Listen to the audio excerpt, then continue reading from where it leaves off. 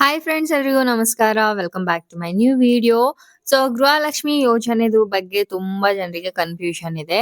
ಇವನ್ ನಾನ್ ಕೂಡ ಒಂದು ಲಾಸ್ಟ್ ವಿಡಿಯೋದಲ್ಲಿ ಅಪ್ಲೋಡ್ ಮಾಡಿದ್ದೆ, ಲೈಕ್ ಗೃಹಲಕ್ಷ್ಮಿ ಸ್ಕೀಮ್ಗೆ ಅಪ್ಲೈ ಮಾಡ್ಬೇಕು ಅಂತ ಹೇಳಿ. ಬಟ್ ನಿನ್ನೆ ಒಂದು ಮೀಟಿಂಗ್ ನಡೆತು. ಸೊ ಅಲ್ಲಿ ಡಿ.ಕೆ. ಶಿವಕುಮಾರ್ ಸರ್ ಅವರು ಅಪ್ಲಿಕೇಶನ್ ಹಾಕೋದು ಏನು ಅವಶ್ಯಕತೆ ಇಲ್ಲ ಅಂತ ನಿರ್ಧಾರವನ್ನ ತಗೊಂಡಿದ್ದಾರೆ. ಸೊ ಯಾರು ಇವಾಗ ಅಪ್ಲಿಕೇಶನ್ ಮಾಡುವ ಅವಶ್ಯಕತೆ ಇಲ್ಲ. ಆದ್ರೆ 5 ಪ್ರಮುಖ ನಿರ್ಧಾರಗಳನ್ನ ತಗೊಂಡಿದ್ದಾರೆ. ಸೊ ಈ 5 ಪ್ರಮುಖ ನಿರ್ಧಾರ ಏನು ಅಂತ ನಾನ್ ನಿಮ್ಗೆ ಈ ವಿಡಿಯೋದಲ್ಲಿ ತಿಳಿಸ್ತೀನಿ. ಸೊ ತಿಳ್ಕೊಳ್ಳಿ. ಇಲ್ಲ ಅಂತಂದ್ರೆ ನಿಮ್ಗೆ ಗೃಹಲಕ್ಷ್ಮಿ ಅಮೌಂಟ್ ಇವಾಗ ಏನ್ ಬರ್ತಾ ಇದೆ ಅದು ಆಟೋಮೆಟಿಕ್ ಆಗಿ ಕ್ಯಾನ್ಸಲ್ ಆಗೋ ಸಾಧ್ಯತೆ ಇದೆ. ಓಕೆ, ಸೊ ಬನ್ನಿ ಹಾಗಾದ್ರೆ ಏನು ಈ 5 ನಿರ್ಧಾರ ಅಂತ ಒಂದೊಂದಾಗಿ ಹೇಳ್ಕೊಡ್ತೀನಿ. ಅದಕ್ಕಿಂತ ಮುಂಚೆ ಏನು ಚಾನಲ್ಗೆ ಸಬ್ಸ್ಕ್ರೈಬ್ ಆಗಿಲ್ಲ ಅಂದ್ರೆ ಸಬ್ಸ್ಕ್ರೈಬ್ ಮಾಡ್ಕೊಂಡಿರಿ, ಸೊ ದಟ್ ನಿಮ್ಗೆ ಇದೇ ತರ ಲೇಟೆಸ್ಟ್ ಅಪ್ಡೇಟ್ಸ್ ನನ್ನ ಒಂದು ಯೂಟ್ಯೂಬ್ ಚಾನಲ್ ಅಲ್ಲಿ ನಿಮ್ಗೆ ನೋಡೋದಕ್ಕೆ ಸಿಗುತ್ತೆ. ಸೊ ಇವಾಗ ಗೃಹಲಕ್ಷ್ಮಿ ಹಾಕೋದು ಏನು ಅಪ್ಲೈ ಹಾಕೋದು ಅವಶ್ಯಕತೆ ಇಲ್ಲ. ಅದರ ಬದಲಾಗಿ ಏನು ಗೃಹಲಕ್ಷ್ಮಿಯರಿದ್ದಾರೆ ಅಲ್ವಾ, ಅವ್ರದ್ದು ಡಾಕ್ಯುಮೆಂಟ್ಸ್ ಎಲ್ಲ ಚೆಕ್ಅಪ್ ಮಾಡ್ತಾ ಇದಾರಂತೆ. ಸೊ ಮರುಪರಿಶೀಲನೆ ಮಾಡ್ತಾ ಇದ್ದಾರೆ. ಸೊ ಕೆಲವು ಸಂದರ್ಭಗಳಲ್ಲಿ ಒಂದಿಷ್ಟು ಡಾಕ್ಯುಮೆಂಟ್ಸ್ ಗಳು ಕೂಡ ಕೇಳ್ತಾರೆ. ಸೊ ಸಬ್ಮಿಟ್ ಮಾಡ್ಲೇಬೇಕು ನೀವು.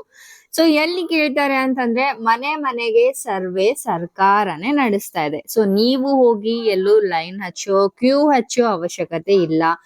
ಆ ಕೇಂದ್ರ ಈ ಕೇಂದ್ರ ಅಂತ ಸುತ್ತಾಡೋ ಕೂಡ ಅವಶ್ಯಕತೆ ಇಲ್ಲ.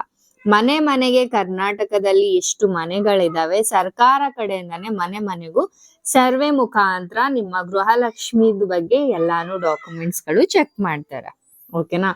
ಅಂಡ್ ನೆಕ್ಸ್ಟ್ ಏನಪ್ಪಾ ಅಂತಂದ್ರೆ KYC ಕಂಪಲ್ಸರಿ ಆಗಿರ್ಲೇಬೇಕು. KYC ಆಗಿಲ್ಲ ಅಂತಂದ್ರೆ ನಿಮ್ಗೆ ಗೃಹಲಕ್ಷ್ಮಿ ಅಮೌಂಟ್ ಬರೋದಿಲ್ಲ ಅಂತ ಖಚಿತವಾಗಿ ಹೇಳಿದ್ದಾರೆ. ಅಂಡ್ ಇನ್ನೊಂದೇನಪ್ಪಾ ಅಂತಂದ್ರೆ ನಿಮ್ಮ ಮೊಬೈಲ್ ನಂಬರ್ ಅಲ್ಲಿ ಖಚಿತಪಡಿಸಬೇಕು. ಅದರ ಜೊತೆಗೆ ನಿಮ್ಮ ಫ್ಯಾಮಿಲಿ ಮೆಂಬರ್ಸ್ ಕೂಡ ಒಬ್ರದ್ದು ಮೊಬೈಲ್ ನಂಬರ್ ಅಲ್ಟರ್ನೇಟಿವ್ ಆಗಿ ಕೊಡ್ಬೇಕು ಅಂತ ಹೇಳಿದ್ದಾರೆ. ಫಾರ್ ಎಕ್ಸಾಂಪಲ್ ನಿಮ್ಮ ಗಂಡನಾದ್ರೂ ಕೊಡಿ, ಅಥವಾ ಗಂಡ ಇಲ್ಲ ಅಂದ್ರೆ ಮನೇಲಿ ಯಾರಾದ್ರೂ ಸದಸ್ಯರು ಇರ್ತಾರೆ ಅಲ್ವಾ, ಸೊ ಅವ್ರದ್ದು ಮೊಬೈಲ್ ನಂಬರ್ ಕಂಪಲ್ಸರಿ ನೀವು ಕೊಡ್ಲೇಬೇಕು. So alternative mobile number compulsory ಮಾಡಿದ್ದಾರೆ. ಓಕೆನಾ? ಸೊ ಇನ್ನೊಂದೇನಪ್ಪಾ ಅಂತಂದ್ರೆ ಇವಾಗ ಗೌರ್ಮೆಂಟ್ ಕಡೆಯಿಂದ ಹಣ ಬಿಡುಗಡೆ ಆದಾಗ ನಿಮ್ಮ ಮೊಬೈಲ್ ನಂಬರ್ಗೆ ಮೆಸೇಜ್ ಕಂಪಲ್ಸರಿ ಹೋಗ್ಲೇಬೇಕು. ಸೊ ಅದನ್ನ ಕೂಡ ಗೌರ್ಮೆಂಟ್ ಅವರಿಗೆ ಡಿ.ಕೆ. ಶಿವಕುಮಾರ್ ಸರ್ ಅವರು ತಿಳಿಸಿದ್ದಾರೆ. ಅಂಡ್ ಹಣ ತಲುಪಿದೆ ಅಂದಾಗ ವಾಯ್ಸ್ ಮೆಸೇಜ್ ಮೂಲಕ ಖಚಿತಪಡಿಸಬೇಕು ಅಂತ ಈ ಒಂದು ನಿರ್ಧಾರವನ್ನು ತಗೊಂಡಿದ್ದಾರೆ. ಅದರ ಜೊತೆಗೆ ಕರ್ನಾಟಕದಲ್ಲಿ ಬ್ಯಾಂಕ್ ಅಕೌಂಟ್ ಇದ್ದವರಿಗೆ ಮಾತ್ರ ಈ ಒಂದು ಗೃಹಲಕ್ಷ್ಮಿ ಅಮೌಂಟ್ ಸಿಗುವಂತದ್ದು. ಸೊ ಕರ್ನಾಟಕ ಬಿಟ್ಟು ಬೇರೆ ಯಾವ್ದಾದ್ರು ಬ್ಯಾಂಕ್ ನೀವೇನಾದ್ರೂ ಅಟ್ಯಾಚ್ ಮಾಡಿದ್ರೆ ಸೊ ಆ ಒಂದು ಬ್ಯಾಂಕ್ ಅಕೌಂಟ್ಗೆ ದುಡ್ಡು ಅವರು ಕಳಿಸೋದಿಲ್ಲ. ಸೊ ಇದು ಕೂಡ ನೆನ್ಪಿಟ್ಕೊಳ್ಳಿ. ಓಕೆನಾ? ಅಂಡ್ ಇನ್ನೊಂದು ಲಾಸ್ಟ್ ಇಂಪಾರ್ಟೆಂಟ್ ಏನಪ್ಪಾ ಅಂತಂದ್ರೆ ತುಂಬಾ ಜನರು ಏನಪ್ಪಾ ಅಂದ್ರೆ ಸಾಲ ತಗೊಂಡಿರ್ತಾರೆ ಬ್ಯಾಂಕ್ ಕಡೆಯಿಂದ.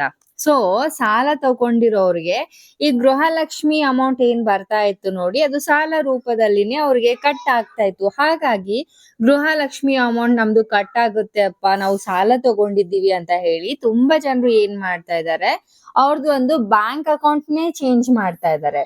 ಸೊ ಈ ತರ ಯಾರು ಮಾಡ್ತಾ ಇದ್ದಾರೆ ಅವರನ್ನ ಪತ್ತೆ ಹಚ್ಚಬೇಕು ಅಂತ ಡಿ.ಕೆ. ಶಿವಕುಮಾರ್ ಸರ್ ಅವರು ನೋಟಿಸ್ ಅನ್ನ ಕೊಟ್ಟಿದ್ದಾರೆ. ಸೊ ಪತ್ತೆ ಹಚ್ಚಿಬಿಟ್ಟು ಸೊ ಅವರಿಗೂ ಕೂಡ ಈ ಗೃಹಲಕ್ಷ್ಮಿಯ ಹಣ ತಲುಪಬೇಕು. ಸೊ ಈ ತರ ಹಂಚ್ಕೊಂಡು ಅವ್ರು ಏನು ಬ್ಯಾಂಕ್ ಅಕೌಂಟ್ ಚೇಂಜ್ ಮಾಡಿದಾರಲ್ವಾ, ಸೊ ಆ ತರ ಮಾಡ್ಬೇಡಿ. ಗೃಹಲಕ್ಷ್ಮಿ ಅಮೌಂಟ್ ನಿಮ್ಗೂ ಕೂಡ ನಾವು ಕೊಡ್ತೀವಿ. ಸಾಲದ ಅಮೌಂಟ್ ಬೇರೆ, ನಮ್ಮ ಗೃಹಲಕ್ಷ್ಮಿ ಅಮೌಂಟ್ ಬೇರೆ ಅಂತ ಹೇಳ್ತಾ ಇದ್ದಾರೆ. ಸೊ ಈ ಇಷ್ಟೊಂದು ನಿರ್ಧಾರವನ್ನು ಡಿ.ಕೆ. ಶಿವಕುಮಾರ್ ಸರ್ ಅವರು ನಿನ್ನೆ ನಡೆಸಿರುವ ಮೀಟಿಂಗ್ ನಲ್ಲಿ ಹೇಳಿದ್ದಾರೆ. ಸೊ ನಾನು ನಿಮ್ಗೆ ತಿಳಿಸ್ಬೇಕು ಅಂತ ಈ ಒಂದು ವಿಡಿಯೋ ಮುಖಾಂತರ ತಿಳಿಸಿರೋದು. ಐ ಹೋಪ್ ಈ ವಿಡಿಯೋ ಯೂಸ್ಫುಲ್ ಆಗಿದೆ ಅಂತ ಅನ್ಕೊಂಡಿದೀನಿ. ಏನಾದ್ರೂ ಡೌಟ್ಸ್ ಇದ್ರೆ ನೀವು ನನ್ಗೆ ಕೇಳಬಹುದು. ಮತ್ತೆ ಸಿಗೋಣ ಮುಂದಿನ ವಿಡಿಯೋದಲ್ಲಿ. ಬಾಯ್ ಬಾಯ್.